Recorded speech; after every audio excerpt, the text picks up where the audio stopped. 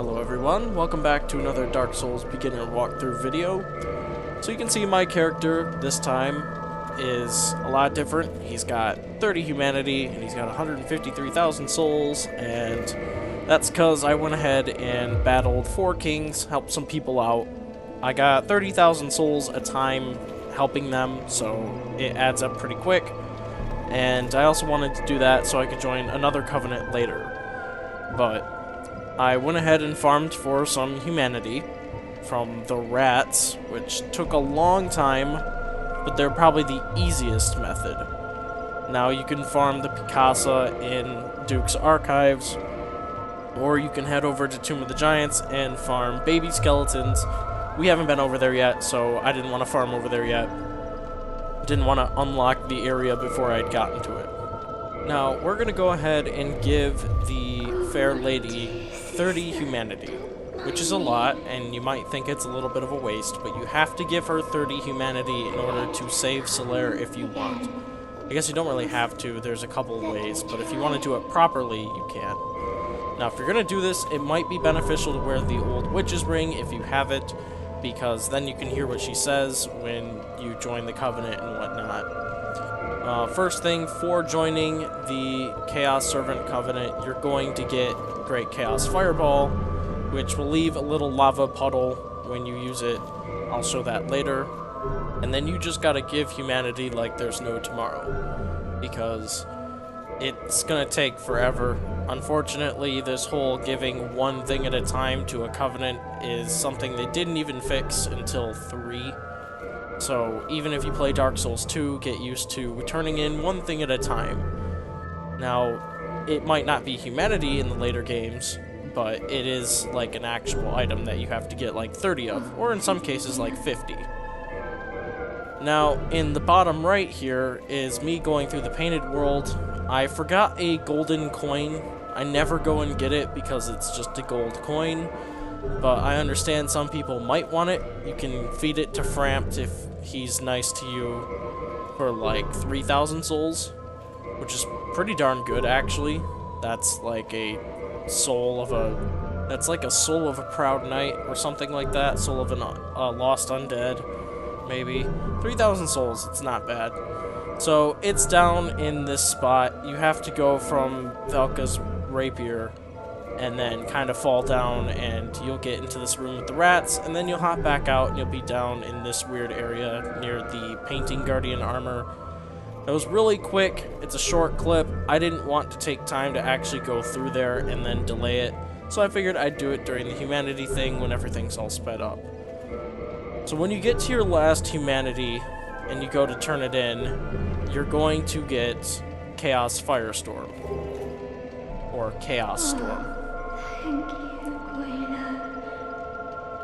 Then you'll get Covenant Allegiance deepened, you get a new rank, and you have to give her 30 humanity for Chaos Storm if you want that. I will go ahead and show that off, show you what that's all about. And then at this point, you don't really have to be... well, you don't have to do anything further. You need to be in the Covenant until you get the shortcut and save Solaire. After that, it's not really a big deal, because the shortcut is something you can open up later. It won't be a shortcut at that point, but you don't have to be in the Covenant. But this is Great Chaos Fireball. It leaves a lava puddle wherever it lands. It's pretty sweet. It's really handy for enemies, like, you might have just missed them. Maybe they dodged out of your fireball, and you just didn't get them. It's nice because it leaves that little lava puddle, and you get 4 castings, which is not bad. Even though Chaos Storm says you get 20 castings, you really get like 20 pillars, and it uses most of them, 18 of them. So if you try to cast it again right now, you're going to make 2 pillars. It's also really nice, but it's more for if you're just being swarmed by enemies, or in PvP, sometimes people will dodge it, and then they'll come running in on you, and they'll step in the lava. That doesn't seem to happen too much, though, because most people can see Firestorm and aren't surprised by it before it hits. So that's nothing that I'm really going to say is probably a good strategy to do in PvP. And then with my 153,000 souls, I figured this would be enough to upgrade my Pyromancy Flame to Ascended +4. but it's still not, because it's super expensive. So the first level is 25,000 souls, and then I think the next level after that is 27,000. And then it's like 30 and 35 and 40, and it's really, really expensive. Now, a quick check to the wiki says that to get the Pyromancy Flame from nothing to Ascended +5, which means you took it from nothing to 15 and then went to Quelana and got it from Ascended to Ascended +5, that's about 341,000 souls, which they said, to compare that, that's like going from soul level 1 to soul level 55 at the start of the game. So, yeah, it's a lot of souls to do this. Now, your Pyromancy should be absolutely awesome after this. It's going to be super, super strong. It's just kind of a sacrifice you're going to have to make. If you need more souls, if you feel like, hey, I lost out on some levels for my character, go do boss battle co-ops if you can. I was doing 4 Kings. I was having a blast. People were just being really awesome about it. Everybody was contributing, and it was just fun. You can also do Ornstein and Smo maybe, but I highly doubt that there's going to be people in your soul level doing that fight right now, because we've already done like half of the second half of the game. So we're like 3/4 of the way through the game, and I doubt there are people that are soul level 70-ish doing that fight. Because we did that a long time ago.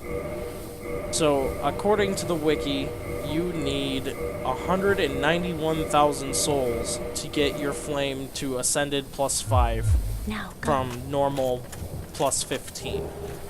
And obviously I didn't have that much, so I only get to Ascended +4 for now. I will come back here later and take care of that. But yeah, super expensive. Yep, it is just insanely expensive, but I think in the end it's worth it, especially if you plan on using Pyromancy. Because remember, Pyromancy doesn't require really any stats to use. You need the Attunement to equip the spell, and then you need a equipment slot open, like where your shield goes or where your sword goes. You need one of those.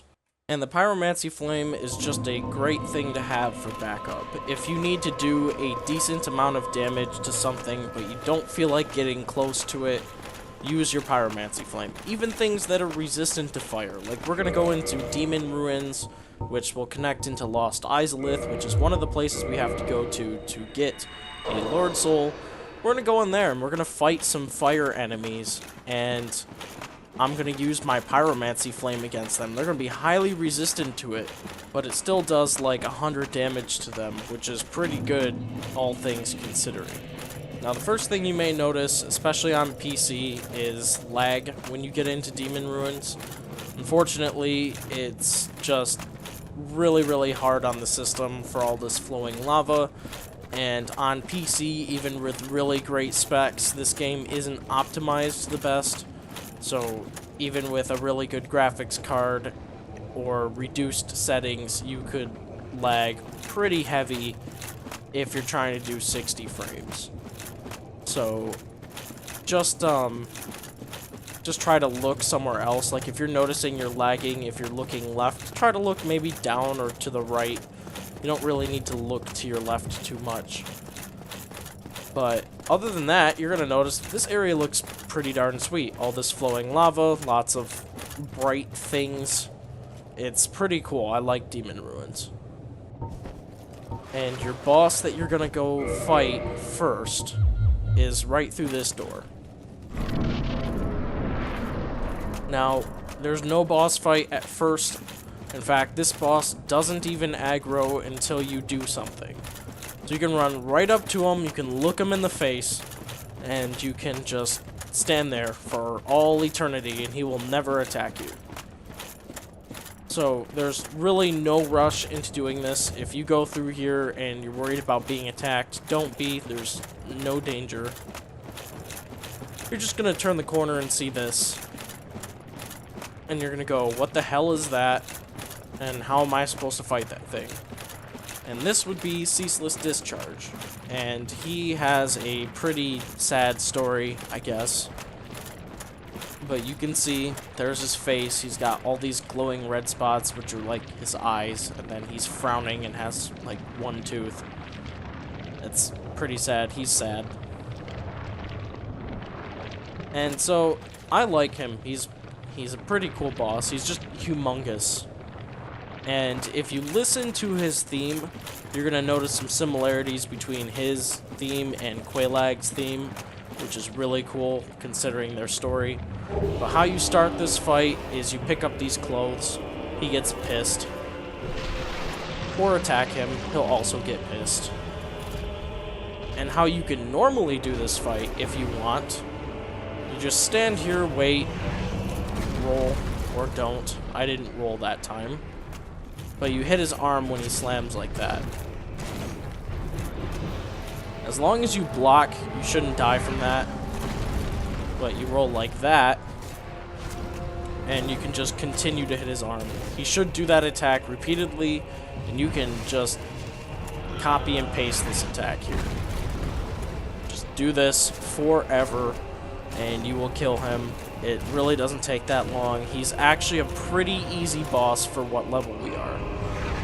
You can actually come in here and beat him right after Quailag. Probably no problem, as long as you stick to this strategy. Now, what I'm going to try to do is try to do the cheese method, where you run all the way back to the start, and there's a glitch you can do where you will do, like, all his health in a few punches with your bare fist. So I'm going to try and quit and get him to do that. Now, this cheese method here is actually quite simple. You just got to get him to do it. It's a lot easier if you try to do it right when you pick up the clothes and run back here. But basically, you pick up the clothes, he'll walk all the way back here to the boss fog. He's going to try and chase you. The only problem with doing it this way, quitting and coming back, is that a lot of times he doesn't even do the right attack, so you can't do this method. And that's exactly what happens to me. He's supposed to do a jumping attack, but instead he's doing like this fire blast, and you really can't block that, you really can't defend against that, and he's just going to keep doing that to me here. So I'm going to have to run all the way back up to where I grabbed the clothes, make him follow me, and hope that when I run all the way back here to do the method, that he'll do the right attack.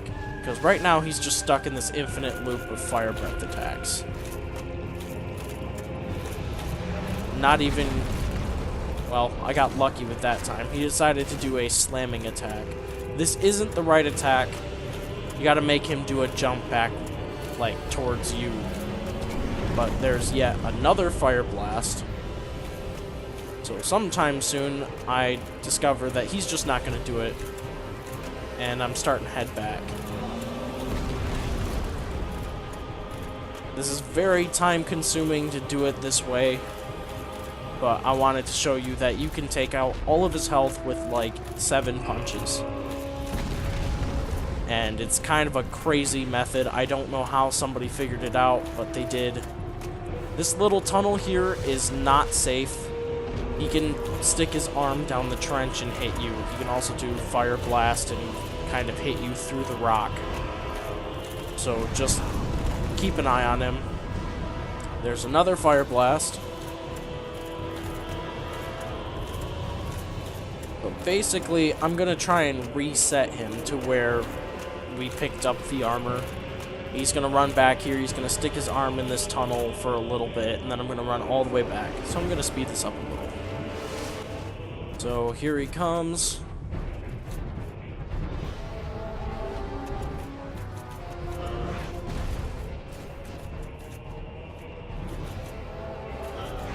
And you just really want to get back to the start.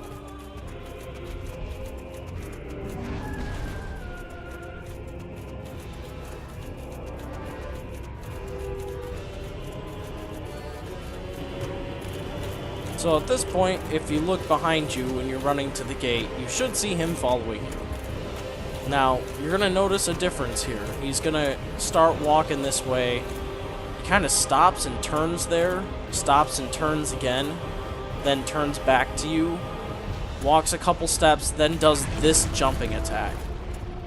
And if you punch this arm here, 7 times is all it took for me, he's dead. He dies. And I'm pretty sure that's a glitch.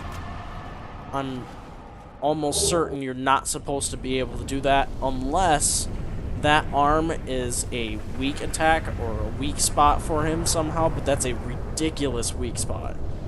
It's not even like you do massive amounts of damage. You literally do like 1 damage each hit, and then he dies.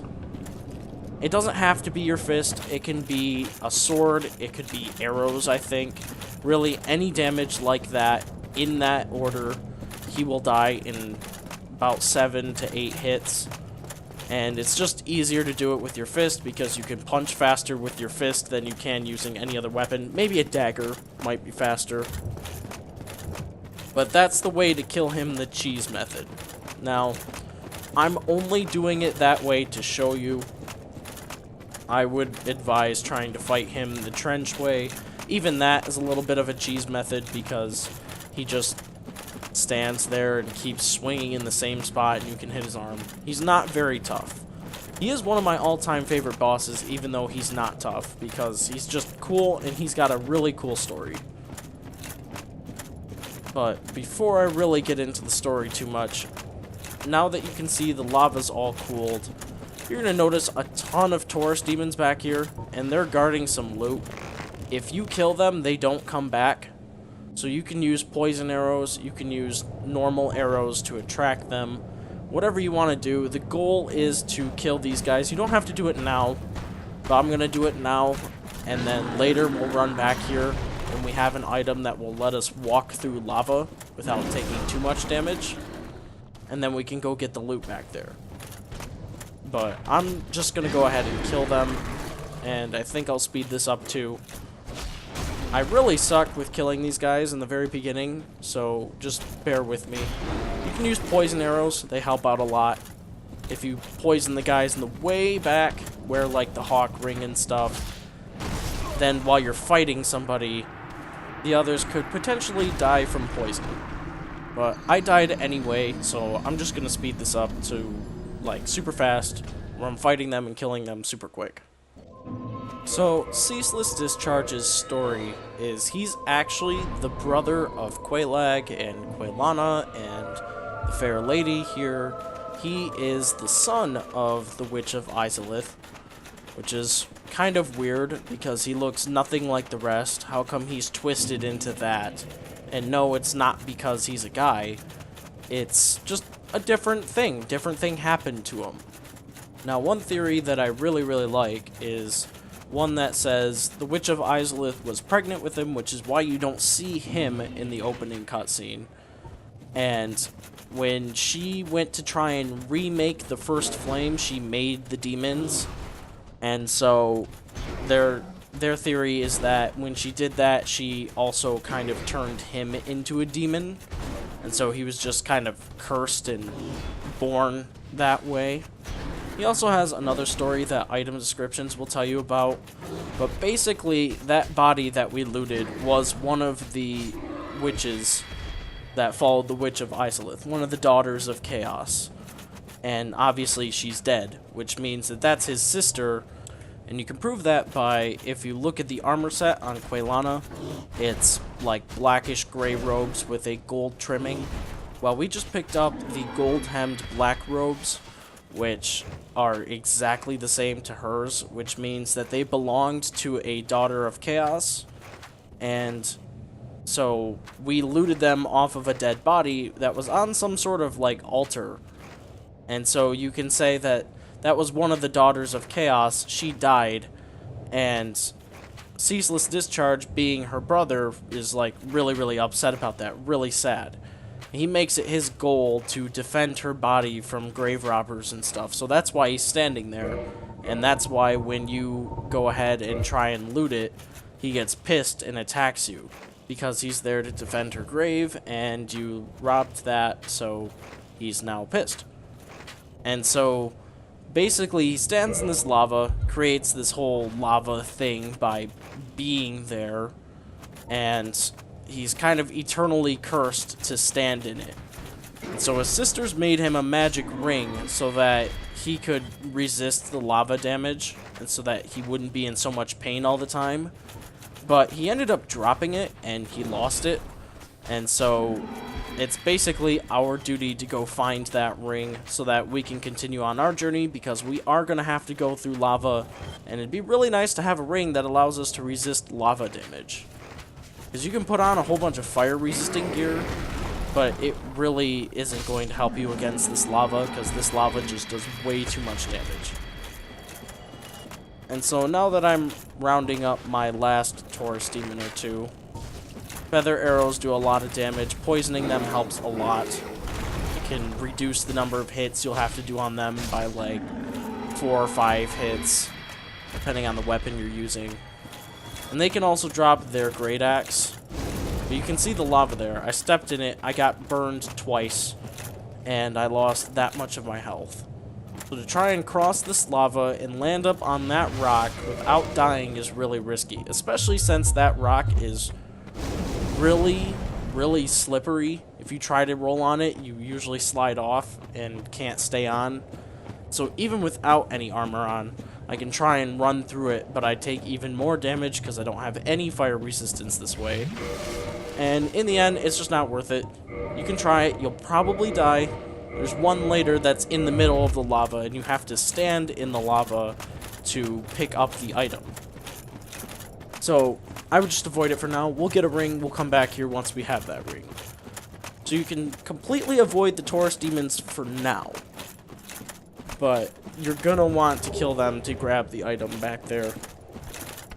The item on that little rock ledge really isn't worth it too much, but the item that they were really guarding is something you're probably going to want to get, especially if you like fire weapons. And so, another important thing is to be human when you're running through this area. There's a little hole there, so watch out for that. But be human when you're running through here, because if you battled Kirk in the depths, I know that was a long time ago, but if you battled him in the depths, he'll show up again right here. Not exactly where I'm standing, but along this path.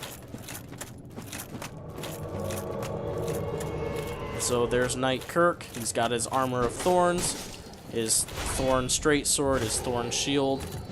He's really not that strong. You shouldn't have too much trouble killing him. And as always, when you kill him, you get the chance of getting some of his gear, like the shield or the sword.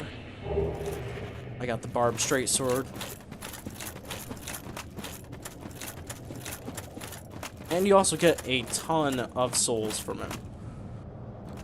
Now, this area here, you're going to notice a bunch of Capra Demons. And you can poison them, you can shoot them that way, you can run down the staircase they're guarding, or you can take this shortcut, which really isn't cheating at all. You just completely bypass them by sliding off here onto this stone brick area. And we gotta kill this thing, which you can kill with arrows. It's not too hard, especially poison arrows. You can poison this thing in like 2 or 3 arrows. But you can also use your Pyromancy Flame if you've got that upgraded, or if you've got magic, that should really help out because I think they're weak to magic. Or you can try lightning if you have that. We're actually going to get into lightning in this video. We're going to pick up a miracle that will allow us to throw a lightning spear, which is pretty cool. But main goal, kill that thing because you get this bonfire. Now you can level up, you can warp. This isn't a bonfire you can warp back to though. So you can warp away from here, but if you want to quickly get back, don't rest at any bonfire. Because you kind of have to play the game that way. If you can warp to a bonfire, then you're all safe. If you can't, warping to a bonfire doesn't count as resting as the one you warped to. It's just a loading screen over there. And as long as you don't rest at the bonfire you warp to, then you won't be considered, like, if you die, it won't send you back to the one you warped to. It'll send you back to the one you warped from, because you had to rest at that one to warp to begin with, which means that was the last one you rested at. And that's what the homeward bone does, is takes you back to the last one you rested at before you died or before you used it or whatever. So it's kind of a little trick you can exploit, which I'm going to do later in this video.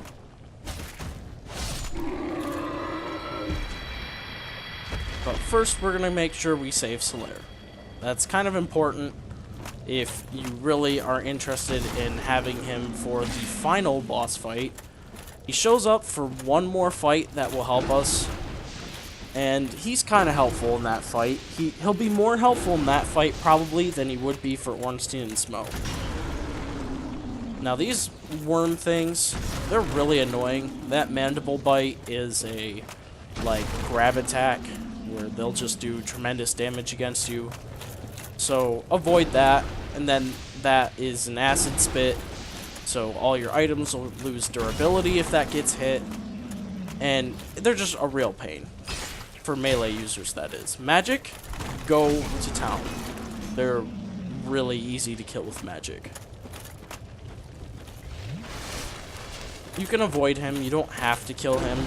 It's just kind of annoying to have an enemy there. I don't know, at least for me. And you can try and block his attack. I blocked the first one, but he thrashes around like 2 or 3 times. So even if you block the first one, you can get hit by his second thrash, which just means that you probably don't block his attacks. Killing them gives you a chance of a green Titanite shard. He will always respawn, so you can farm him for Titanite shards, the green ones. Or I believe he drops red Titanite chunks, maybe? Maybe he doesn't. I don't remember.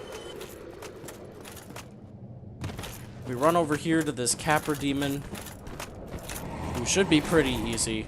We already fought one of these. They're not too strong. It's hard to think that that was even a boss at one time. Again, check the bodies, because sometimes they can drop the unique item. If it's the Taurus Demon, it's the Demon's Great Axe. If it's the Capra Demon, it's the Demon Great Machete, which is a pretty cool weapon too. You can buy those from Shiva, but he sells them at a really expensive price. So, you know, if you want to save souls, I think it's like 10,000 or 15,000 for those. Now, in this archway here, that's why I'm stopping and I'm looking up. If you didn't place the Lord Vessel, there would be a yellow golden gate there, and you wouldn't be able to get to this spot. So, as much as you would think, oh, you know, I can just kill Quelaag, enter the Covenant from the Fair Lady, and then go ahead, give her 30 humanity, run down here, kill Ceaseless, and then I can open up the shortcut and get that taken care of. You really can't. You have to place the Lord Vessel to even get to this spot. And it's so close. Like, if they had just moved the gate to where the boss fog was back there, then yeah, you could.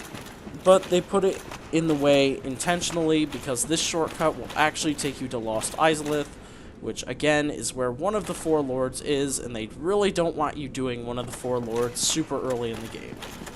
Except for the 4 kings. For whatever reason, they're okay with you becoming a Dark Wraith at the very beginning of the game if you want, and if you're good enough, but not allowing you to run in here.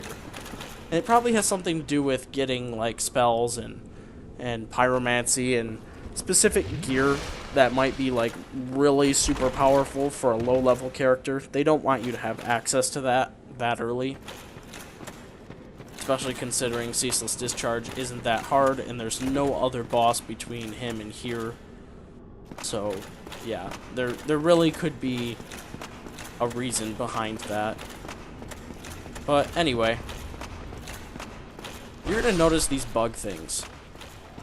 And these guys, You can kill them. They can drop sunlight medals, which Solaire gives you if you summon him and he successfully lives and goes back. Lautrec gave us one. But if you have rank 2 in Chaos Servant, which means you've given the fair lady 30 humanity, you can open this door from this side. Now, one of these bugs, which happens to be this one, has red eyes, and you didn't notice it from this angle, and there's really no way to tell now, but it has these glowing red eyes, and if you kill it, you'll get the Sunlight Maggot helmet. And this helmet, when worn, emits a light source around you, so it lets you see in the dark. Again, really handy for Tomb of the Giants, because that's really dark. And you can use Cast Light, the spell, or you can use the Skull Lantern for light, or you can wear this helmet, which the helmet seems like the easiest of all the options. But anyway, you gotta kill this thing now before you go into Lost Izalith. Otherwise, the thing will actually cause Solaire to go insane. And so, this is Lost Izalith. It actually doesn't count, I don't think, if you approach it from this way. So say you didn't kill it and you ran in here and it said Lost Izalith. It shouldn't trigger anything, like you're not going to find Solaire insane anyway. At least I don't think. So, you should be safe, but you got to kill that thing. Otherwise, you can't save him. And he won't be available for the final boss fight, which honestly, you probably don't need him for if you do the parrying method, but that's for later. But yes, you can parry the final boss and win that way. So now we're back here. Chaos Servant +2. All this stuff. And I've got my 60-some thousand souls. And I know it only takes like 40,000 to go ahead and upgrade my flame again. So I'm going to run up there, upgrade my flame up to +5. Again, I'm just going to go ahead and speed this up because it takes a little bit. I fight the ogres that are guarding Quaelag's domain instead of running past them. And it's probably something that people don't want to see. So I figured I'd speed it up. Not that you're going to forget how to get there, but at least it shows you how to get there and how to deal with enemies and whatever from approaching this way.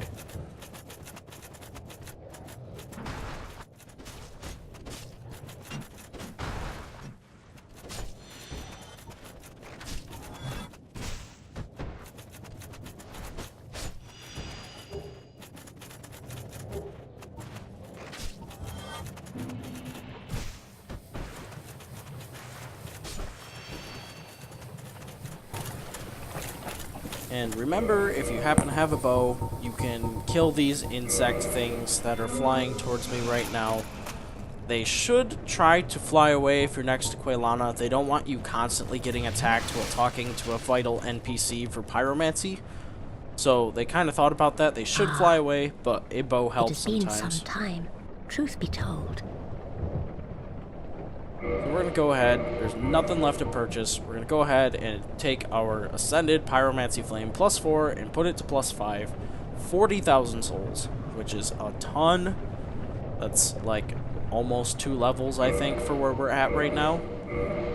But when that's all taken care of, there's really nothing left to do. You can try and talk to her. The Witch of Izalith, please, do not speak of her. I abandoned my mother and sisters and fled to this land. Now I roam these parts, feigning ablution and pretending to seek answers. Pyromancy is the art, but so we've heard her say that. But Witch of Izalith part, at some point, if you talk to her at the right time, in the right moment, that's kind of the thing. You must have patience, but do not keep me waiting much longer. It's kind of the thing with any NPC. If you go to talk to them, there are certain times if you talk to them at just the right moment where they'll say something super interesting and you can't catch it ever again if you miss it. And it's really annoying. Like, I think Oswald talks about Lautrec and says like, oh, that guy's like a major sinner, but like only if you've obviously killed the gargoyles and freed Lautrec. Like, it's I think it's probably like after the Gaping Dragon, but before you like go to Quelaag or something like that. And he says something, and it's like, how are you ever gonna want to be up there during that time if you're all the way down here? Are you seriously gonna run all the way back down here and do that? But it's like really weird timing. But she does ask you, she begs you, she says, hey, go kill the Witch of Izalith because you've made it past my sister and you're going to collect Lord Souls anyway. So go do that for me. And I just talked to her this time, and she says, hey, the Witch of Izalith, I'm not going to talk about her because basically I don't want to face my, like, past demons. Quite literally. She's like, I left my sisters, I couldn't really take it, I, you know, just abandoned them, and now I really can't look them in the face without, like, feeling guilty about it. So here I am saying I'm seeking answers and stuff, even though she's just running away from home, basically. So, again, poison arrows, really helpful for certain enemies. This Taurus Demon is close enough where my bow is actually doing considerable damage versus the other ones that I was shooting from a really far distance away. And that was like, oh, you shot them and it didn't even register damage until they get poisoned. This time I'm doing like 141 with the arrow impact, and then I'm poisoning him on top of that, which means that I'm just doing too much damage right now.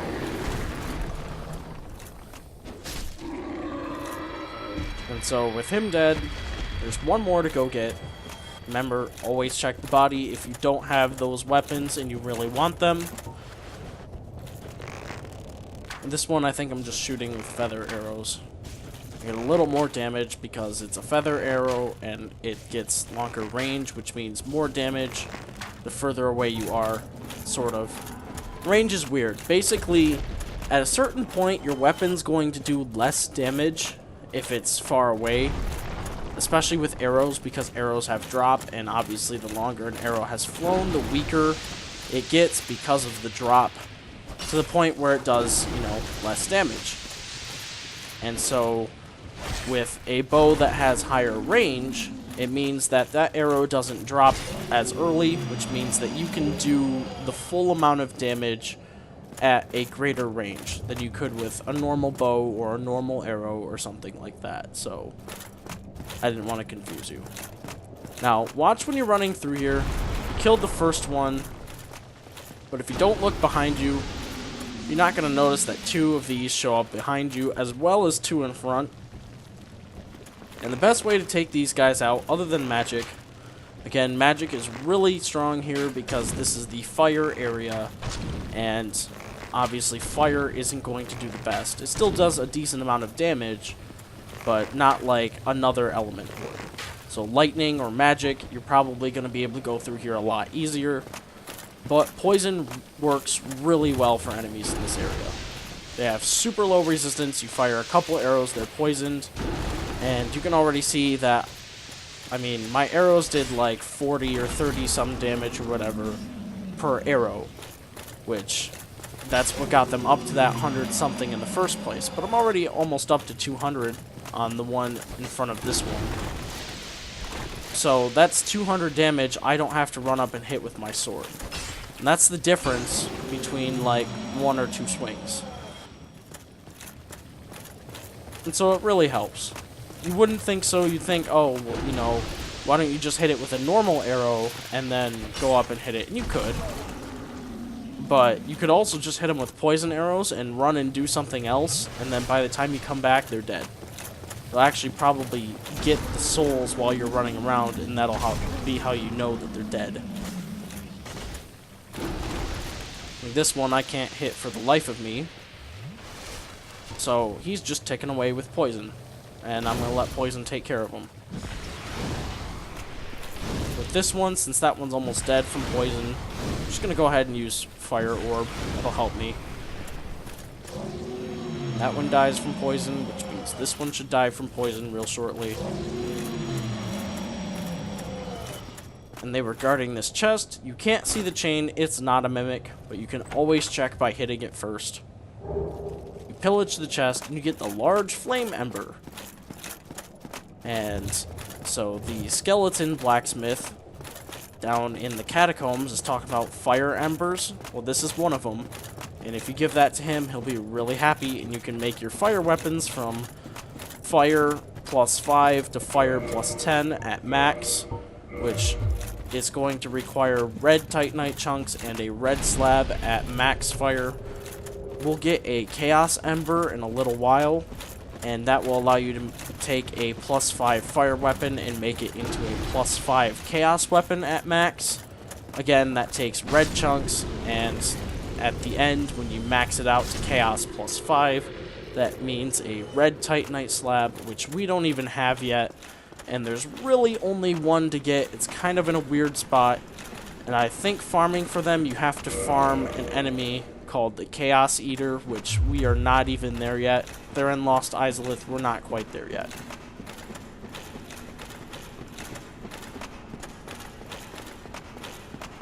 So this was the way down to Solaire. I thought I lost some footage, so I'm running back here, but I really didn't lose the footage. So I guess all the real point of this is right now is just me going ahead and killing these guys to try and get sunlight medals. They have a low chance of dropping those, and you need to give the Covenant 30 to get a more powerful lightning spear. I think it's 30 anyway. Maybe it's less than that. I honestly don't remember. But we're not even in that Covenant yet, so we couldn't use them anyway. But I guess this is me. I was going to explain where there was a crystal lizard, and back there you can see there's a Titanite Demon. I forgot to mention last time, that is the renewing Titanite Demon. He will come back forever. If you need Demon Titanite to upgrade your boss weapons to max, then you go ahead and kill him. You can kill him forever and ever. It's just that there's really no bonfire super close by here. Not right now anyway. And there's the Sunlight Maggot helmet that I picked up. I didn't show it, but it says it emanates light, which is why it's known as the Sunlight Maggot. Technically, it's still alive, and that's what that does. You can actually hear a little sound when wearing it. Looks kind of weird. It's kind of cool though. You get your own like light radius around you. So anyway, now the light's going away. We're actually going to go to the Sunlight Altar, which is where you can become a warrior of the sun, which is the Covenant Solaire's in. That's why he's all golden. And so I'm going to show you how to join that. You have to have a certain requirement, though. You either have to have 25 faith, and then you can ask to join, or you have to have 25 faith minus 5 faith for as many boss fights as you've helped people on, minus 5 for each boss fight. So if you help somebody with one boss fight, you need 20 faith. If you've helped 2 people with their boss fights, you need 15. If you help 3 people, you need 10, and it doesn't get any lower than 10. So you're gonna need at least 10 faith to be able to join this Covenant. So really what that means in the end is that you have to help 3 people with their boss fights to join this Covenant easily. It's not too hard, especially since boss fights give you pretty good results for souls anyway. And then once you do that, you can be in the Covenant, and you can be a Golden Phantom, which has a higher chance of just more people seeing it anyway. And that's more of a thing for the base game if you don't have DSCM, because DSCM will try to connect you with people in your area. It will even tell you the multiplayer area, so it's gonna be weird numbers. Like this might be multiplayer area, 15142. And if you look for other people, it'll say multiplayer area 15141, 15142. And you're going to try and want to be in the same area, which means that that person is currently running through the same spot you have put your sign, the same multiplayer area, and you can help them out. Now, DSCM will try to take care of that for you. But being a Warrior of the Sun will allow you to be seen by more people for co-op anyway, by default. If you're in the Princess Guard, you get the same thing, and if you're in the Way of White, you get the same thing, which is why if you're doing co-op, it's always great to be in those, because they're meant for co-op. They're meant to help people, they're meant for you to basically help other people out. It's really cool. But, anyway, you should see right over here, it says pray at the altar of sunlight. If you have the right stats, you should be able to pray at this altar, this broken statue. Or, if Solaire is around here, you can talk with him. But you can go to the altar, you can learn Praise the Sun, which is a very, very popular Dark Souls gesture. You've probably seen it. Hello there. I'm glad to see you alive. We'll talk to Solaire. Well. Indeed, he will also let us join the Covenant. Strong arm, strong faith, and most importantly, a strong heart. I am in awe, really. Yes, yes. What do you think? Why not join me as a warrior of the sun, righteous knights, guardians of all that is good, in the name of the Lord of Sunlight? Only if it would please you, of course.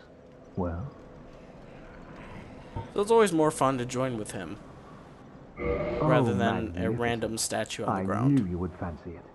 Then join the Covenant. Here, stay still for a moment. At this point, since we've killed the bug, and we've saved him, we don't have to be in the Chaos Servant Covenant anymore. And there we are. Now, just say a prayer at the altar of sunlight, right there. Then you shall know the brilliance of our sun. Oh, hello there. Exhilarating, is it not? The power of the sun. I am blessed to have found such a brave companion.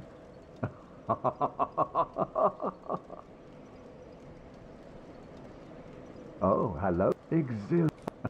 So basically, the goal of this covenant here is once you're in it, you get a golden sign. And every time you help somebody successfully defeat their boss without dying, you get a sunlight medal.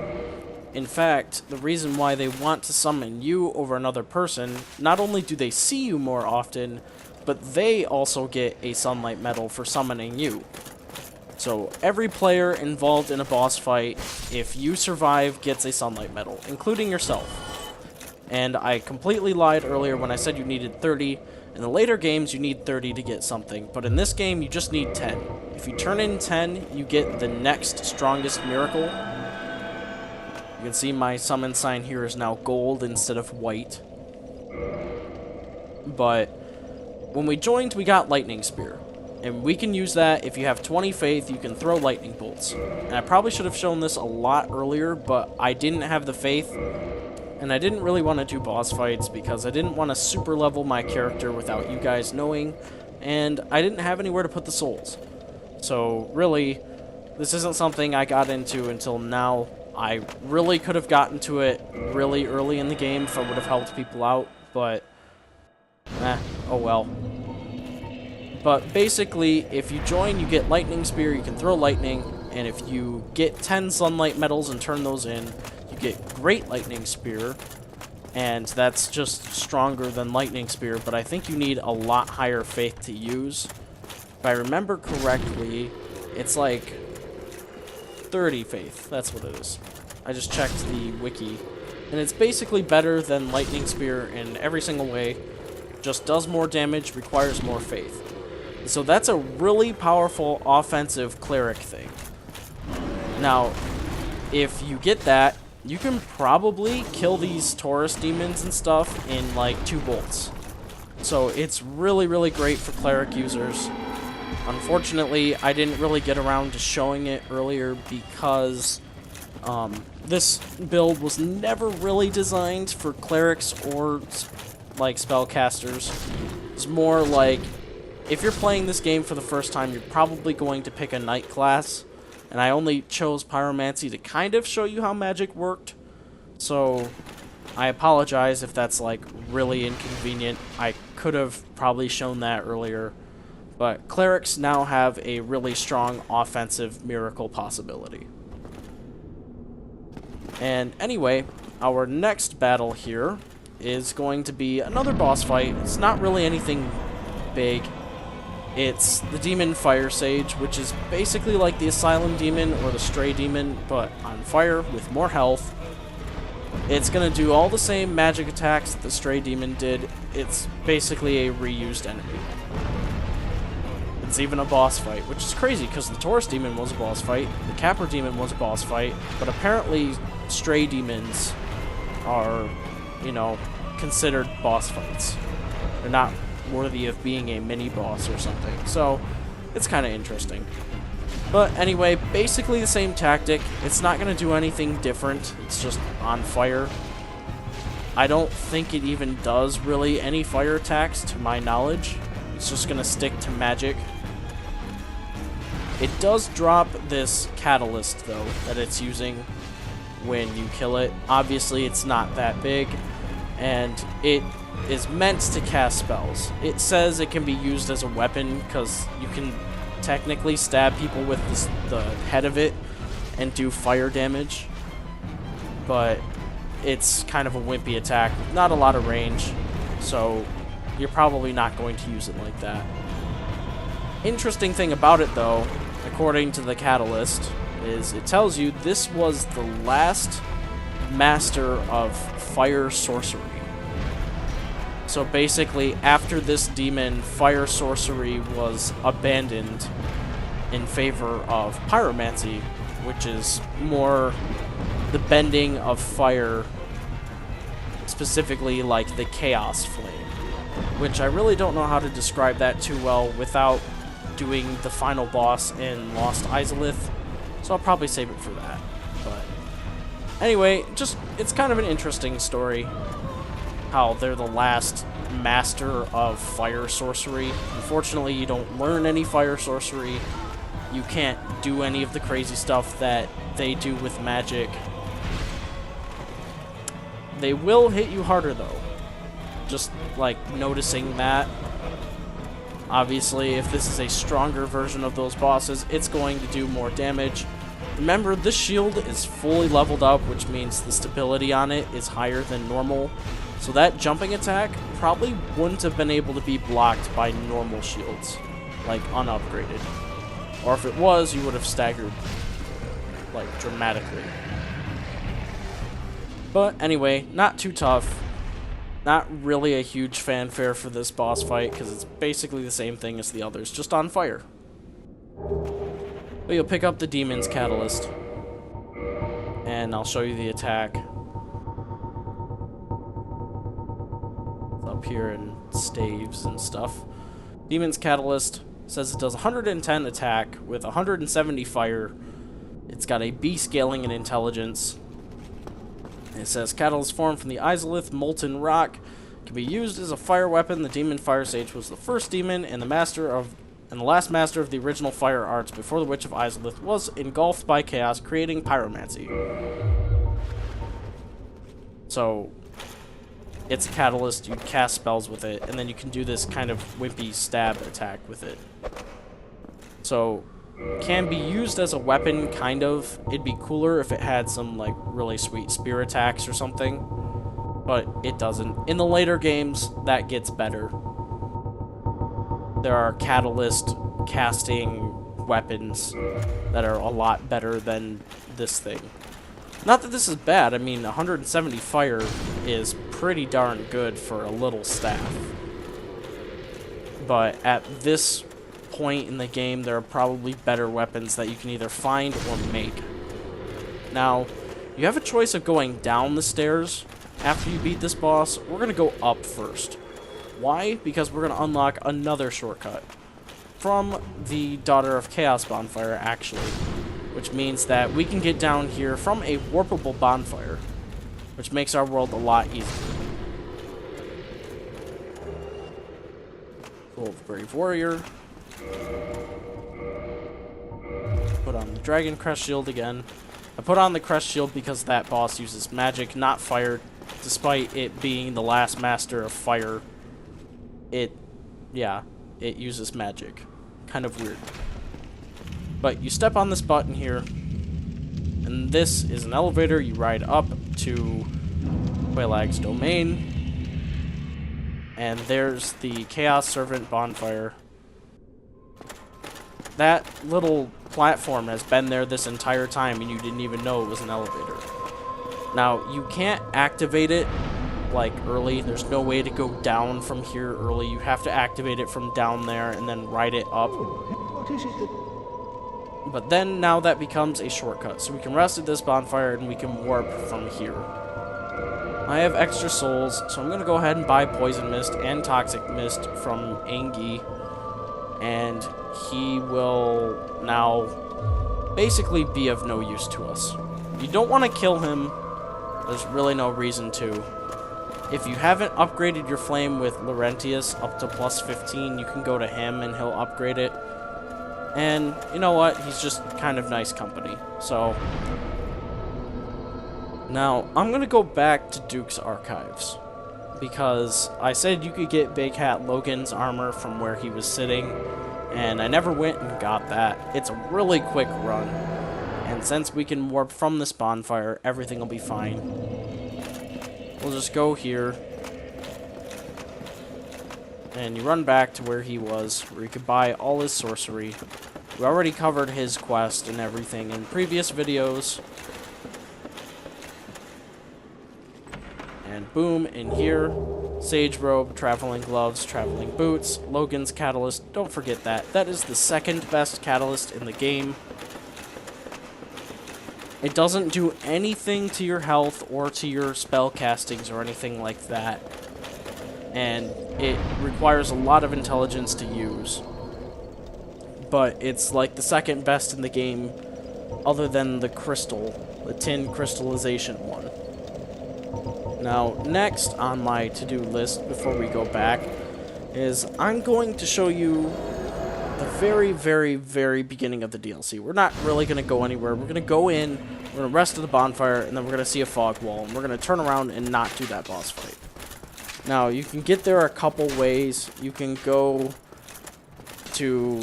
You can somehow go through Valley of the Drakes. You can go to Firelink Shrine, run through there, or whatever. You want to get up to where the Hydra was. Now, I think the fastest way to do that is either from Undead Parish, you run backwards and then down the cliff, and you eventually get back to where the Hydra was, or you run into Undead Burg from the Sunlight Altar, past the Red Drake, all of that. These enemies shouldn't be too difficult.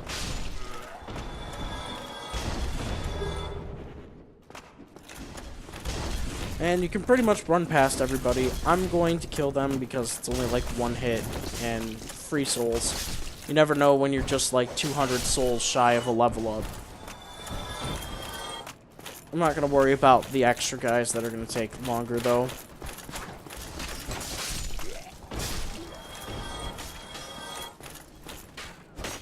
So we got to go up here. We're basically, if you go this way, the way I'm going, we have to get to where Havel was. We killed him a long time ago. We got Havel's ring. We've been wearing it for a long time until we put on the Ring of Favor. So we're going to go down the tower.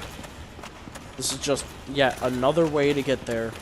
Remember, this early part of the game has always been about interconnecting. That way you can take shortcuts and get to areas a little earlier. Kind of do things out of order if you wanted to. But eventually we get to Darkroot Basin. Or really Darkroot Garden. It's just called Darkroot Basin because they wanted to make it a different area to distinguish apart for like the Hydra and stuff. And this water is a little deep, so remember, put on a rusted iron ring. We'll be able to go through here a lot easier.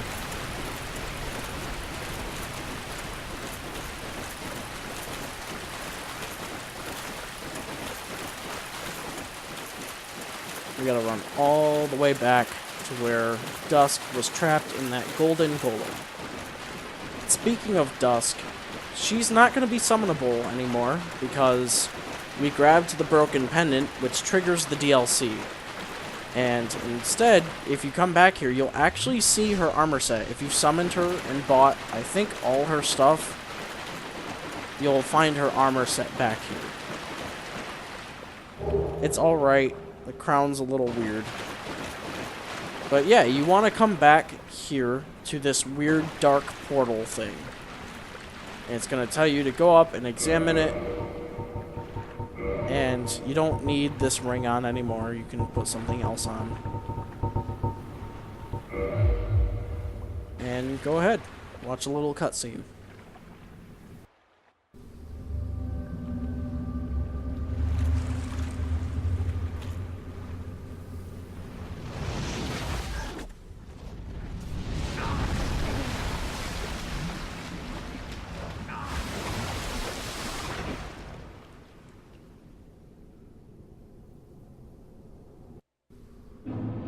So that really weird cutscene is just kind of a vision of the future for us into this DLC.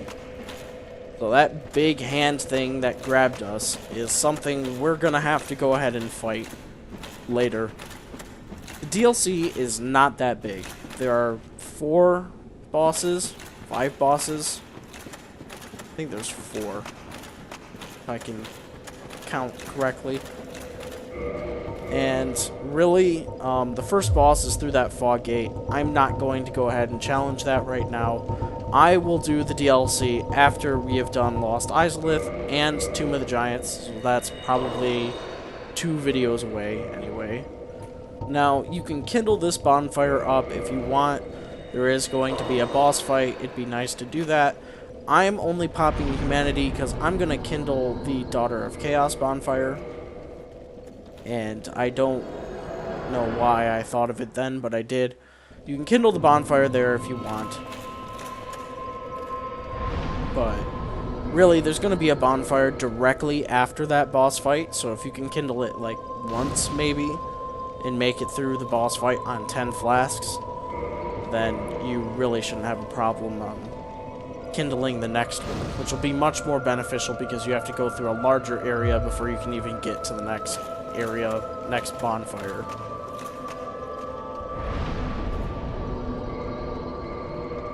And it's important, remember, check your stuff every once in a while, make sure you repair it. It's been a long time since I've done that. My sword needed 300 souls or so to repair, and I've got all the boss weapons and Ornstein's armor and stuff from when I was wearing that to repair. But now we can go back on our journey.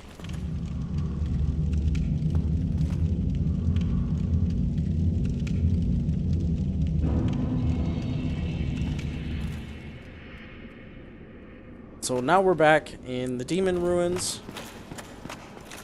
You go that way, you go back down the stairs the way we came. You can totally do that, but there's a faster way. If you go down this way, you'll fall into the boss room where we just fought the demon here. Demon Fire Sage. And then we can run back towards those stairs, and I said you could go up or you could go down. Doesn't really matter, but going up gives you that shortcut to the bonfire. Going down gives you a bonfire.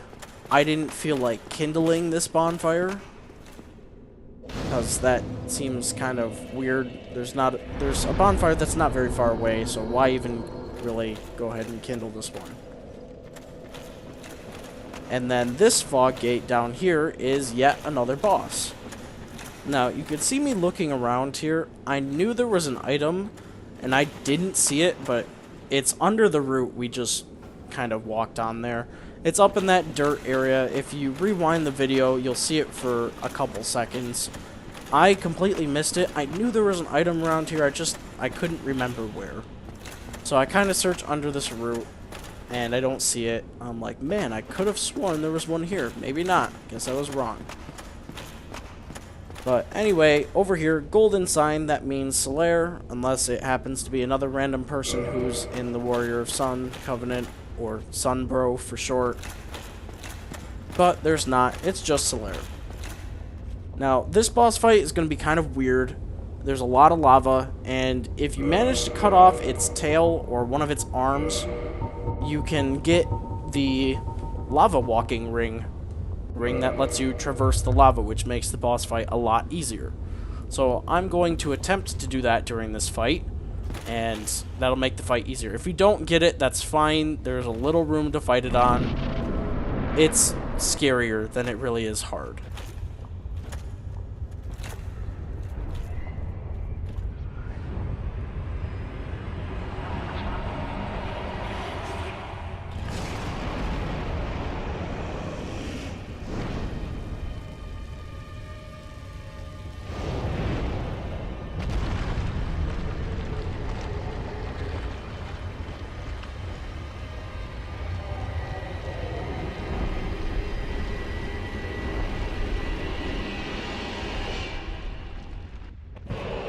So this thing here is the Centipede Demon, which is probably one of my all-time favorite boss fights in any Dark Souls game, even though he's not that hard, just because he looks pretty awesome. Now, for his first few attacks, he's going to do this arm stab thing. His arm stretches. If you can cut that off right now, great. If not, he should walk towards you, eventually do like these slamming attacks. It's better to roll right than left. See, if you try it that way, he misses. If you roll left, he'll probably hit you. So, like, here's another left. Boom, I got hit. So roll right for that weird jumping slam attack. Now, again, he's not super difficult. It's just, he's really scary looking. He does all this crazy stuff. He's got these jumping attacks. You're like, man, what do I do? He does some stomping attacks, so avoid those. But really, you want to get to his tail, or you want to cut off that big arm of his. Either one, it doesn't matter. You just got to cut it off. And it doesn't just fall off. Be careful not to fall in the lava like I did. It's really hard because if he jumps and gets you, then you typically will get sent flying back, sometimes into the lava. The really best thing for that is just kind of turn to where you think he's going to land and try and block it. That'll help you out a little bit. And yeah, just go for his tail or for his arm. See, I get a couple more hits here.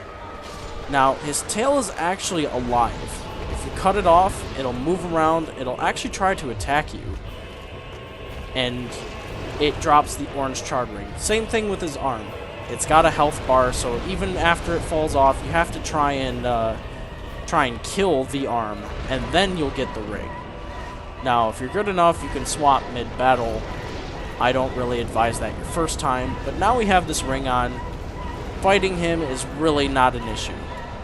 Yes, the lava still does damage to us, about as much as if we were intoxicated, which is considerable, but it means that I'm not losing like a bar of health a second. So you can just stand here in the lava and fight him. It means you get a lot more room to fight.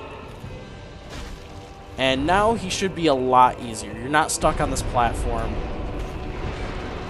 The other thing you need to do is just look out for a grab attack. That's, I think, the grab attack. I didn't really get the best camera angle on it. I think that was also the grab attack. But if he grabs you, he'll bite you. It'll do some damage. You can see his tail is still alive, and you're probably wondering, like, didn't you just cut that off? Well, yeah, it grows back. So you can always cut off his tail. You can always cut off his arm. He's not that strong. He's just different. I really like this fight because he's different in terms of design and fighting, and he's also different in terms of story. It's really cool, actually. So once you've defeated him, he shouldn't be too difficult. You've also got Solaire. He's an option. We're going to want to...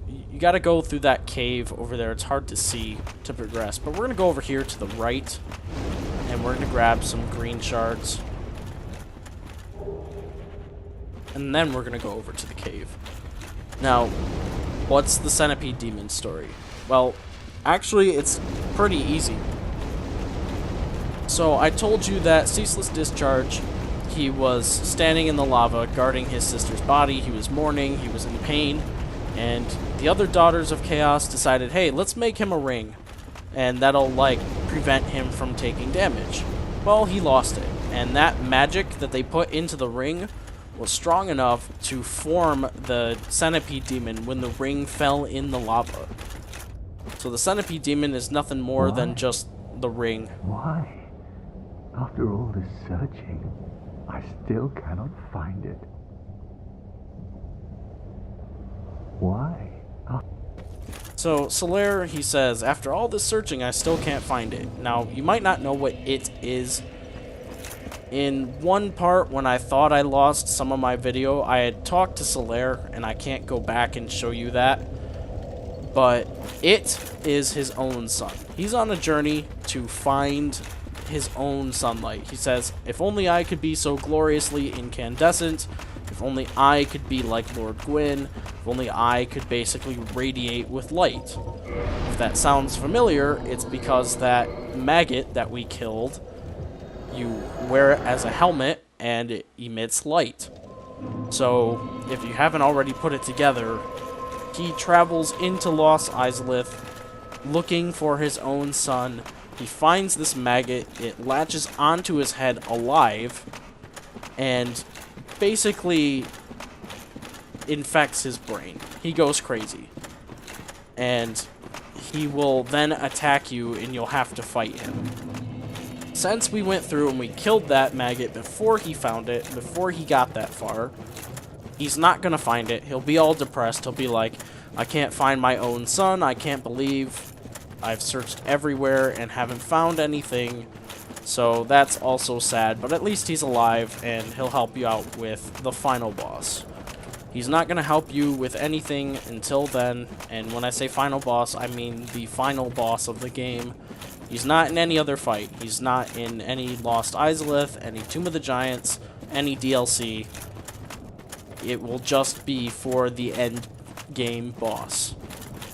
Now, that's like, oh man, I'm saving him for one boss fight, like, to do all that, to give up 30 humanity that I probably farmed an hour for at least. Yeah, you are. And it might be worth it. It depends on how much you like Solaire. Now, over here, this is me. I was just trying to show, again, I thought I lost the beginning footage, so I was going to try and show, hey, there are Taurus Demons, you can shoot them with poison arrows. But I already showed you that, so don't worry about that. But, yeah, so Solaire, it depends on how much you like him. He's pretty helpful. He's got a decent amount of health. He throws lightning. He's just kind of cool to talk to. You're not going to be able to talk with him again, like in his human form. You'll just see him again as a phantom. And so now we have the ring that lets us walk through the lava. And so now we can go over here and we can pick up the Chaos Flame Ember, which if you talk to Vamos, the fire blacksmith in the catacombs, he's also the skeleton blacksmith, he will be overjoyed. He'll be like, oh my god, you've got these embers. I must have them. Give them to me. I can make you glorious weapons with them. And so we'll do that in the next video. On our way down to Tomb of the Giants, we'll go through the Vamos way and give those to him. I won't upgrade anything to fire or chaos, probably. But you'll at least have the option to if you go that way. He's in a really terrible spot for a blacksmith. I don't know why they threw him down there. I guess because the catacombs is a terrible spot, and he does sell homeward bones, so I guess that's a way you could get out if you got stuck down there somehow. But it's just kind of a bad spot. So I never really go down to him. I don't really make fire weapons. It's just not really worth it in my opinion. So anyway, the first thing you're going to notice when you enter Lost Izalith the normal way, not through the shortcut, you're going to see all these weird legs with giant tails and nothing else. These are called bounding demons, and they are the bottom half of an undead dragon. Which is really weird. There's no undead dragon torso that spits the acid like we saw in Painted World. None of that. It's just these weird bottom halves that are all zombie-like. You can fight them if you want. I'm going to fight a couple just to get a couple items, and they're everywhere, and they don't respawn when you kill them. At least, I don't think. I killed some, I rested at a bonfire, and I didn't see them come back, so I'm assuming they don't come back. If I remember correctly, they don't, but usually when I go through here, I don't fight them, I just grab items, because these things over here, like Soul of a Brave Warrior and the other soul we picked up, really, they're not that great. If you run past them, you're not going to regret it.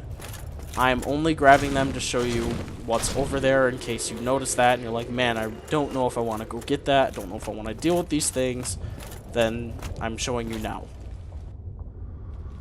So in this first tower, go in here, Soul of a Great Hero. You definitely want to get that. That is 20,000 souls.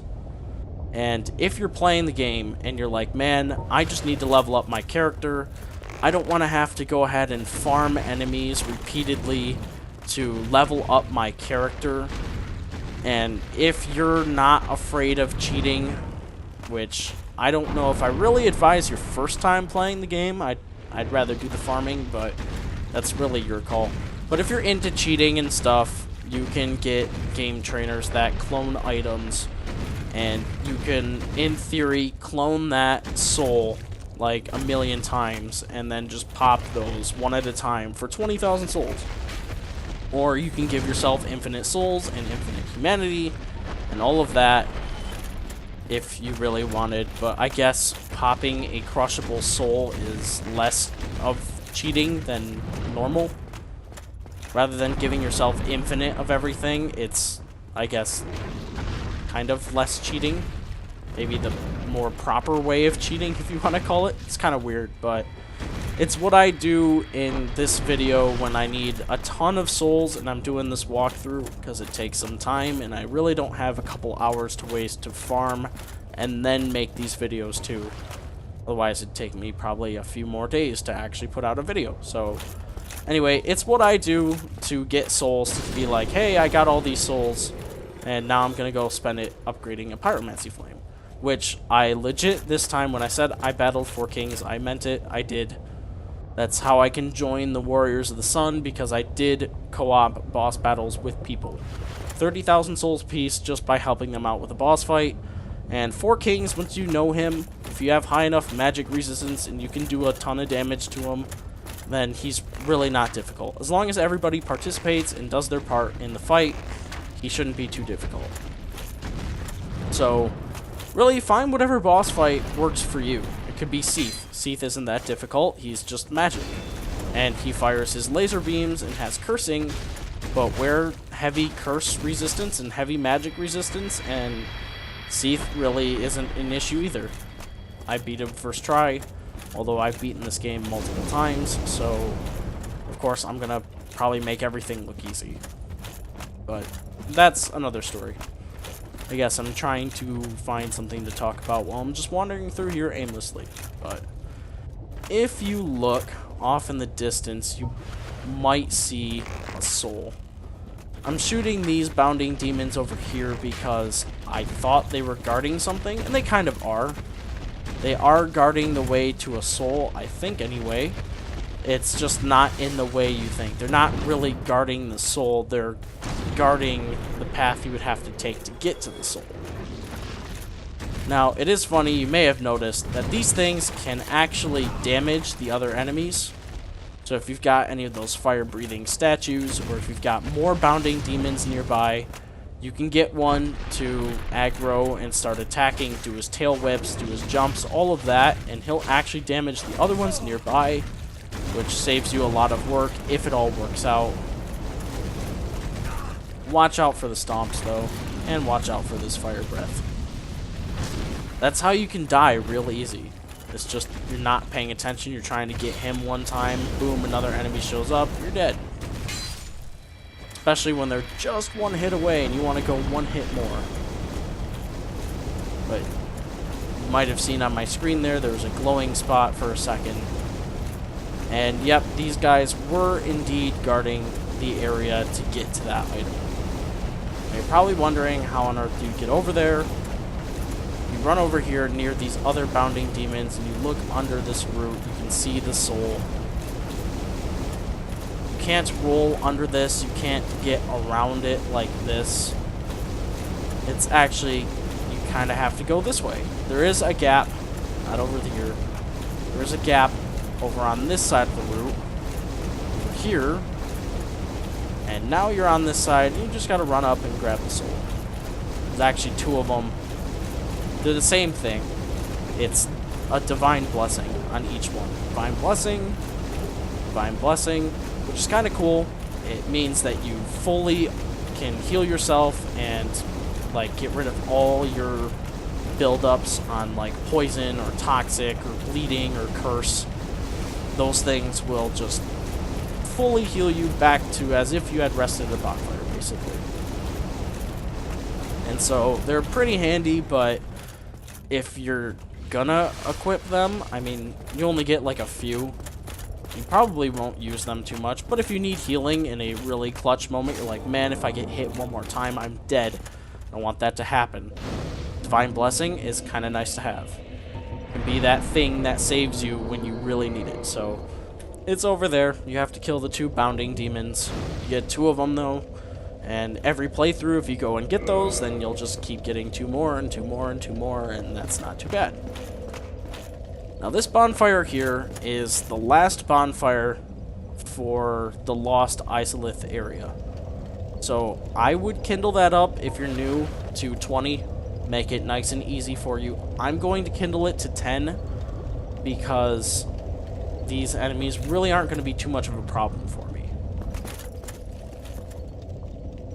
Now, I'm looking over here. I don't see an item in these bounding demons' feet, but they're positioned in such a way you're probably thinking, man, they must be guarding something, because they wouldn't be encircling nothing. Well, they are. I thought the same thing. Like I said, I usually don't kill these things. I usually just run right past them and get to this bonfire and then run right past to where I need to go. But, you know, I decided, hey, I'll kill this one, see if he's guarding anything. He's not. Actually, yeah, that's right. I do go ahead and kill these things too. So they're not guarding anything. I'll just cut the video. So after killing them, the rest of this bonfire, you can look back over there. They don't come back. That's what I mean by I think they don't come back, because if resting doesn't respawn them, then I don't think leaving the bonfire and coming back to it, like causing a different loading screen, would either. So, pretty sure they don't come back. Now, the only thing that I didn't get that you should probably go ahead and get is I ran to the bonfire, and well, actually I ran up this route and then went and did a plunging attack on one of the bounding demons and fell down, and then I went to the bonfire. Up this route, if you keep going this way, you can get off at the top of this tower on this little busted bridge area. Twin Humanities. And you should probably get that because Twin Humanities don't show up all the time unless you farm the Humanity Phantoms in the DLC, which we're not even that far yet. So for now, you have no way of getting Twin Humanity.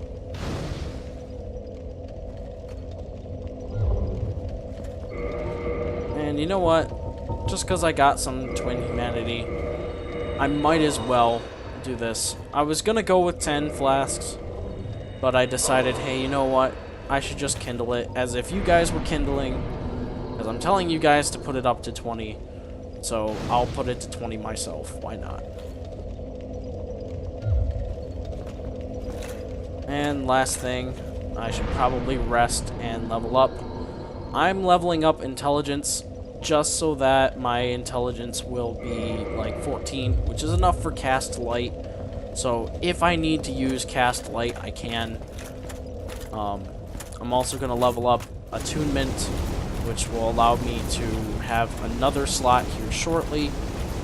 But I've got to level that up a couple more times yet before I get another slot. So really at this point, if you have the health and the stamina that I have, you should be pretty much set for the rest of the game in terms of those. So if you want, you can go ahead and start leveling up other stats. You might want to level up health and stamina considering for the next game cycle or for the DLC, because the DLC is supposed to be like, hey, prepare to die, you're gonna die a ton. And it is pretty difficult your first time, I'm not gonna lie. The timing on some of the bosses is crazy, they're faster, they do more damage, it's pretty fun. But you might want to keep leveling that up. Probably endurance, that'll give you more stamina, that'll give you more carry weight, it'll allow you to do lighter rolls with slightly heavier armors, especially if you're wearing all the right stuff to make that happen. You'll probably want to level that up.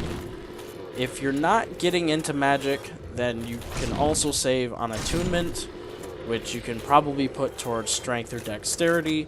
You can try leveling up the resistance stat, which is supposed to make you more resistant to the elements and stuff, to like cursing, bleeding, fire, magic, all of that.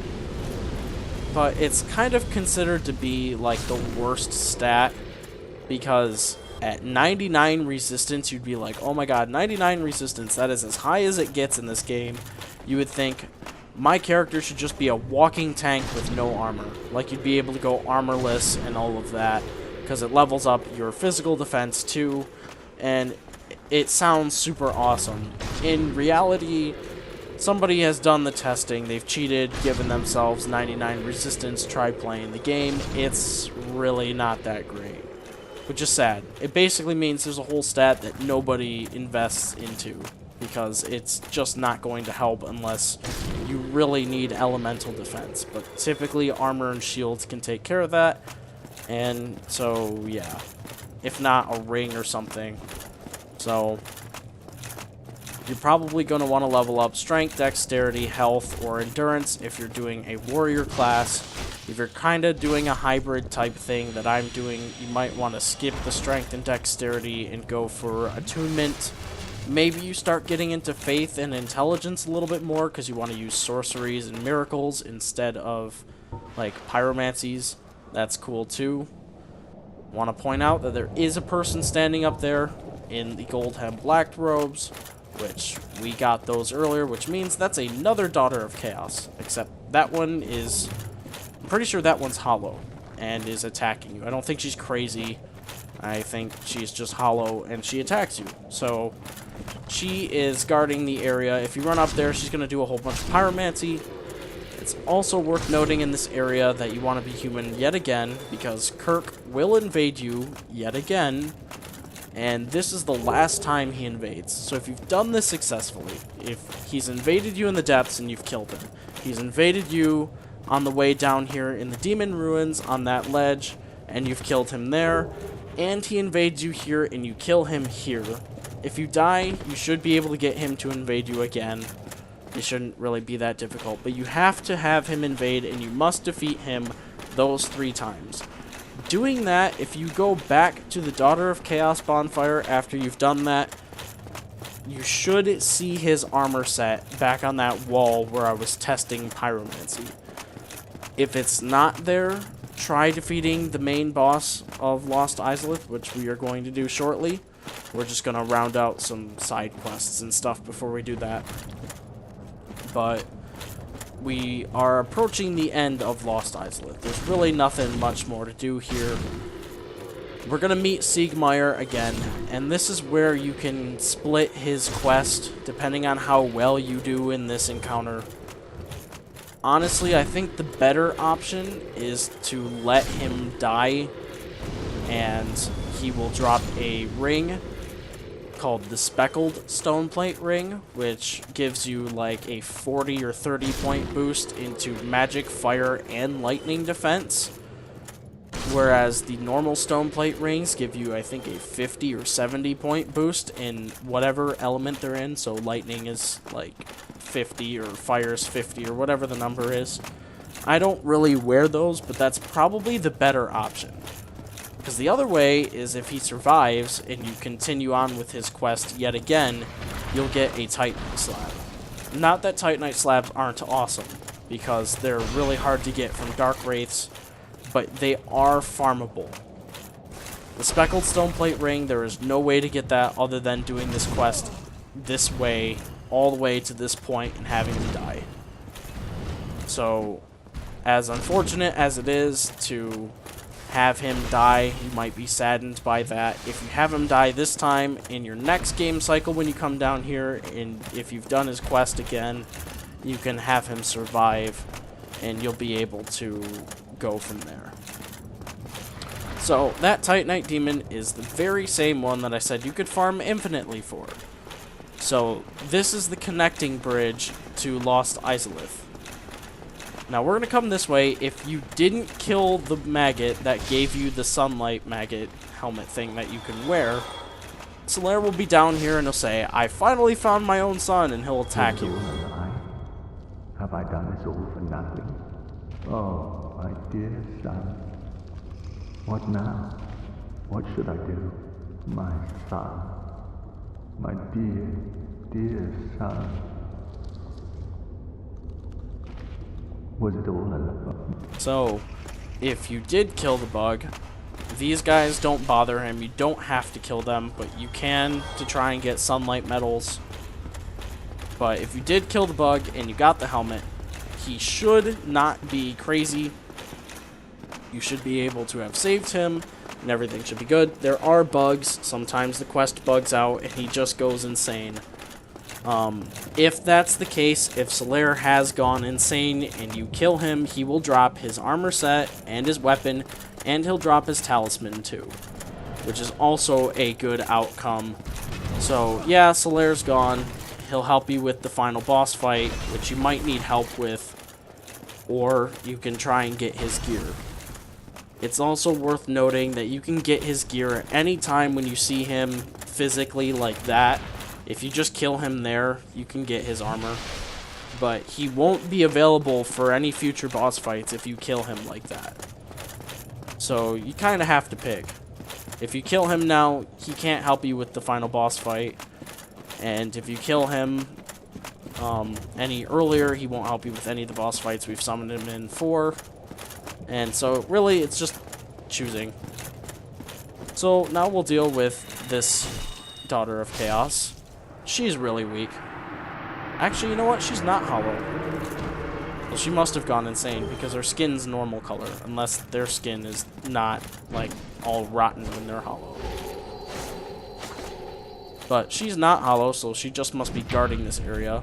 We totally wrecked her because she doesn't have a lot of health. She relies solely on her pyromancies. And again, Kirk tried. And he gave us 26,000, almost 27,000 souls, which is really awesome. And then you, again, have one of these weird spiky squid things. These are called Chaos Eaters. And I believe these are the guys you have to farm for red chunks and for red slabs. We haven't gotten our red slab yet, but we will get that shortly. In that chest there is Chaos Fire Whip, and there is no way down this staircase, even though it looks kind of promising. There's no way to get there, so don't worry about that.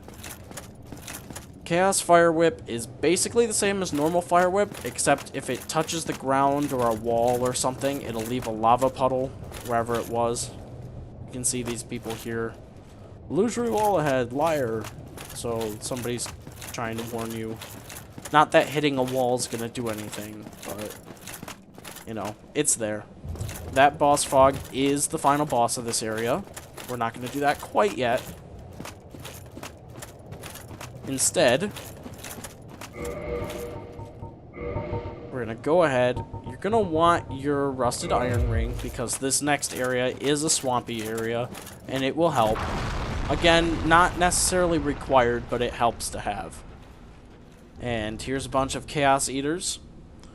Now, with Siegmeyer's quest, if you want to save him, poison these guys. They shouldn't take very many arrows to poison, I don't think. If you can't poison them, then weaken them. But I thought they poisoned.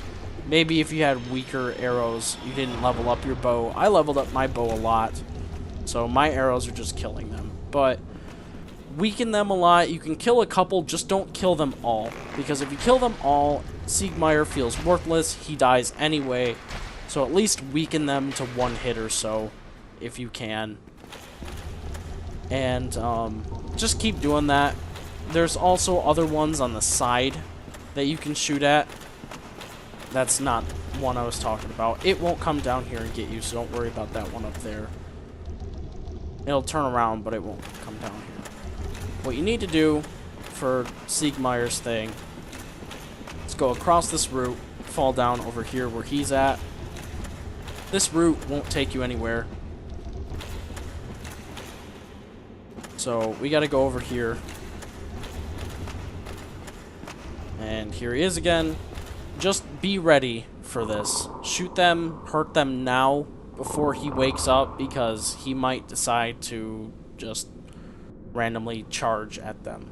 Well, that's actually what he does, but you don't want that to happen before you're ready.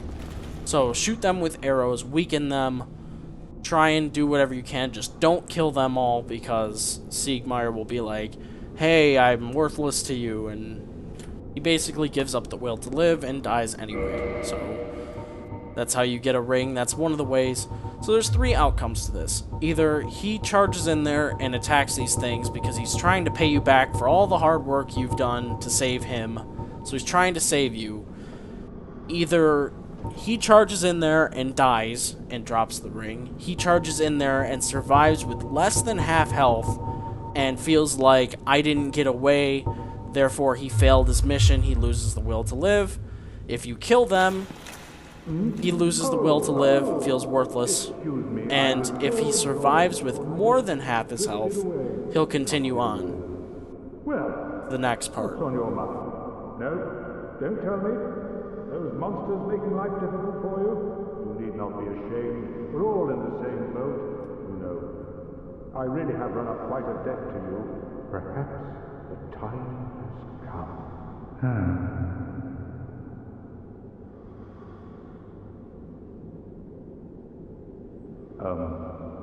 Friend, I have an idea. A good one, really. I will rush those dire fiends, and you can slip away in the confusion. Please, friend. I owe you much more than this. By the honor of the Knights of Katarina, allow me to assist you. And now, I go. Don't be slow. Here he goes.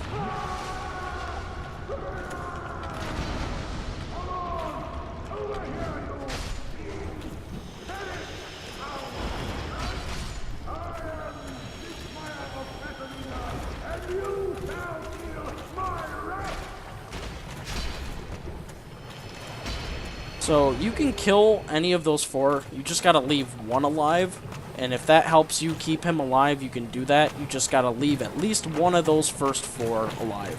Not counting the one off to the side, that's a 5th one. But if he's damaged below half health and you run up and talk to him,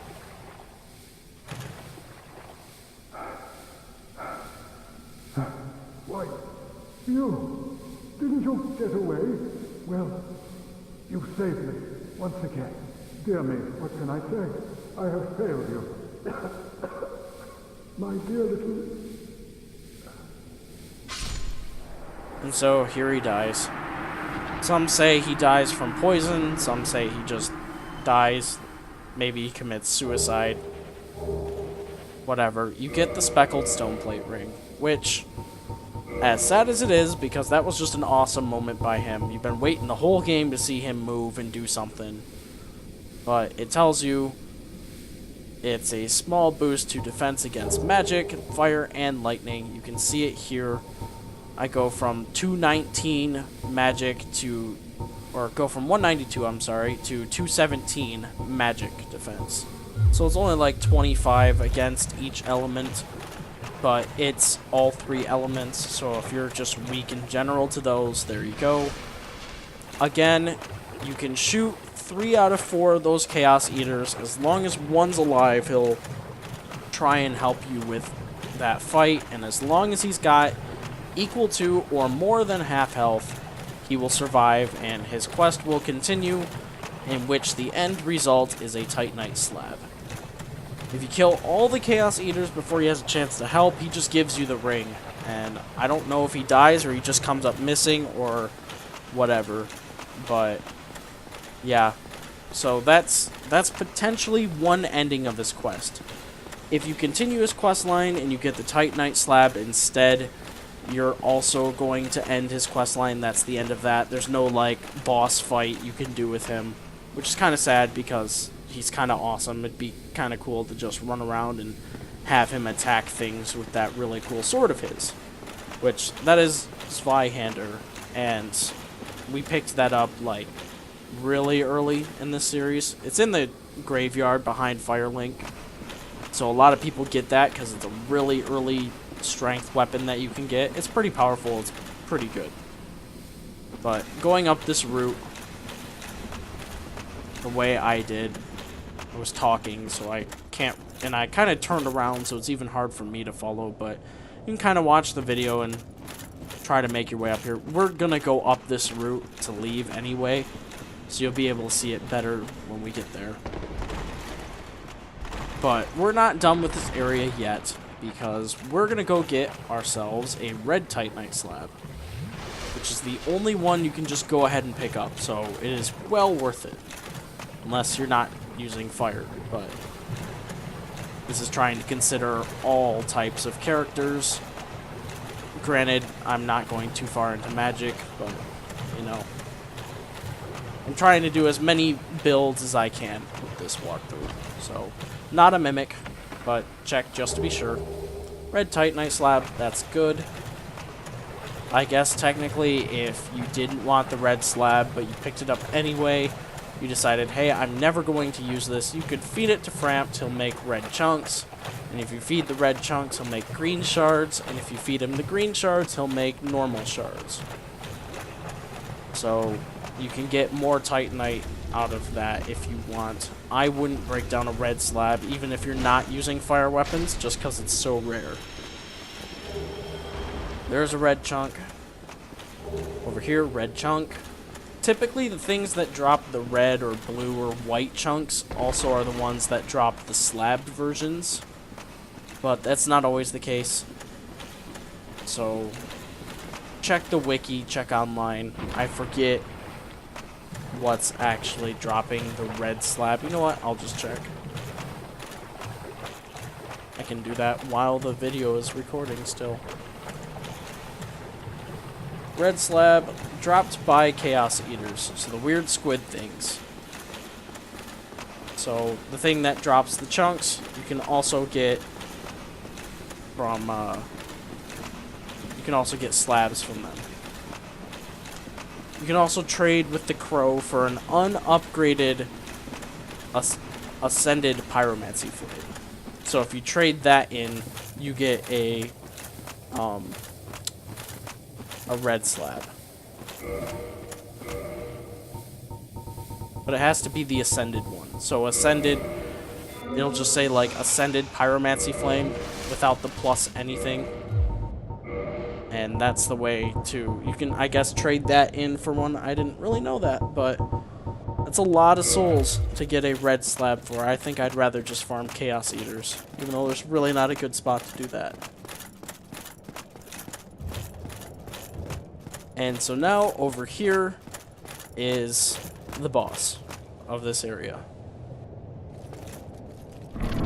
Now, you have 53,000 souls. I would recommend homeward boning back, and then coming back here when you don't have humanity and you don't have all these souls. You can summon people for this fight, but this isn't a boss fight about damage to the health bar. This is a boss fight about dodging. And you'll see what I'm talking about when we do this. Get a fun slide, though, on your way down. So, boom. Bed of Chaos. What the hell's the Bed of Chaos? You thought you were fighting the Witch of Izalith. You're talking about all this stuff like, oh my god, Witch of Izalith, Witch of Izalith, this is Lost Izalith. What's the Bed of Chaos? Well, if you read the items and stuff, you'll realize that the Bed of Chaos is the Witch of Izalith. When she tried to make the first flame again using her soul, she made the Chaos Flame, and when that happened, she made demons by mistake. So that's why Quelaag is half spider, half normal, and that's why the Fair Lady is half spider, half normal, or Arachnes. That's why Ceaseless Discharge is demon, That's why she, the Witch of Izalith, is a demon. And you can't really tell. I mean, if you look really close at the tree part of the Bed of Chaos, it kind of looks like a person. I'm going to put on a Ring of Sacrifice just to be safe, because this is where things get terrible. Once you've cut one root, part of the floor is going to try and fall out, and you need to not be swatted by the hands that are moving over here. So for this part to get away, you kind of want to stick closer to the Bed of Chaos, even though it can swat you with the hand. And watch the hand sweeps. You can see what I mean by hand, is that it's got the long roots. Try to block that sweep if you can, but you gotta stay close. If you don't, you'll get swept right into the hole and you'll fall over and die. If you die, you come back. The good thing is that you don't have to cut the roots after you've cut them. So you cut the left one, you cut this right one here. If you die now and come back down here, the roots will already be cut. And so the Bed of Chaos will already be all fiery and tassel-y like this.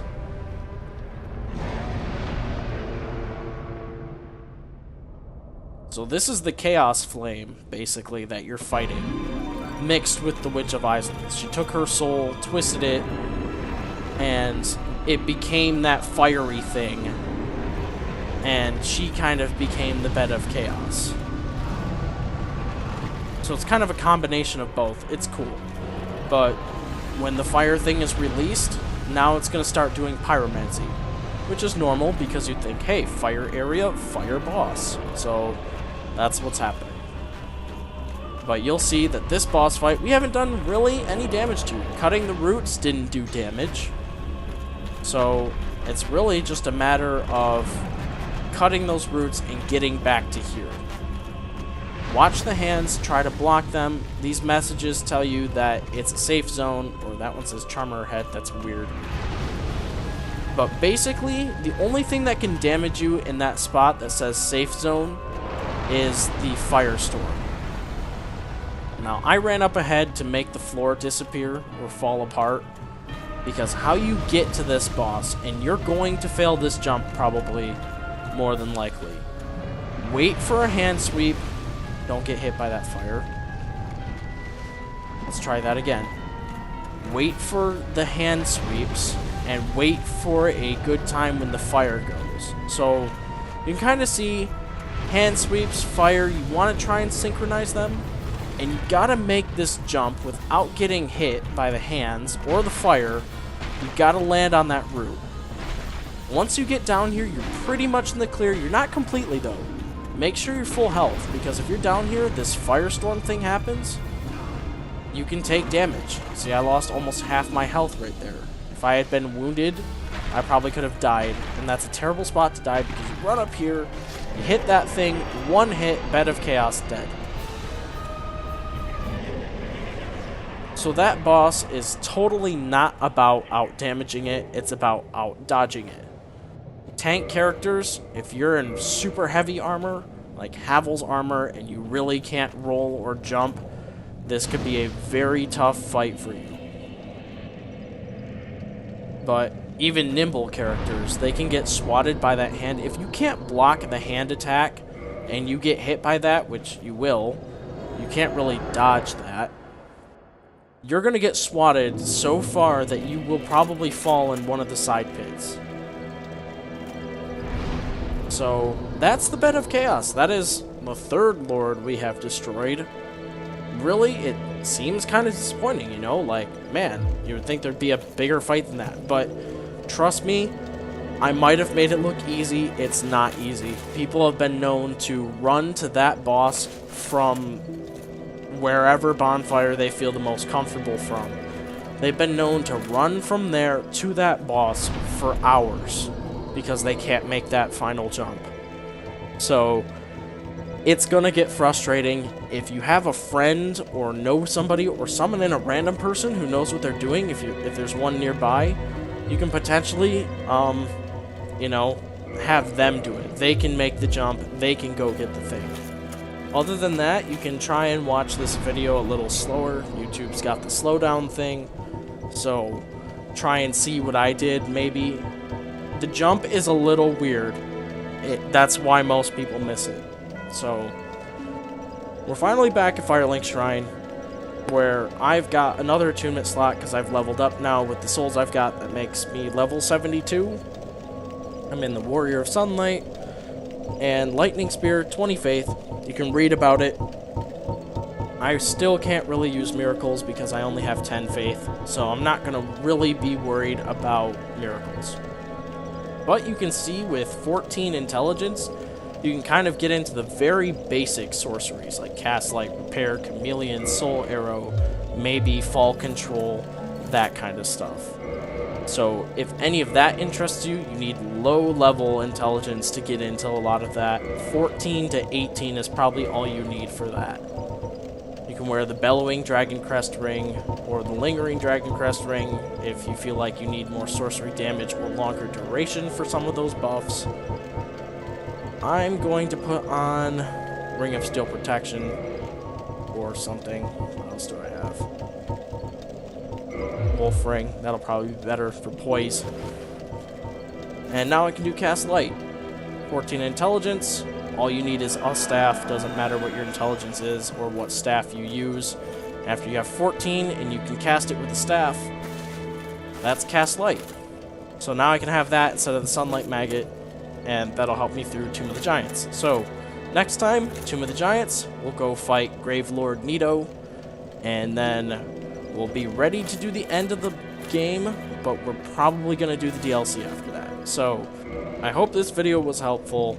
Thank you for watching, and praise the sun.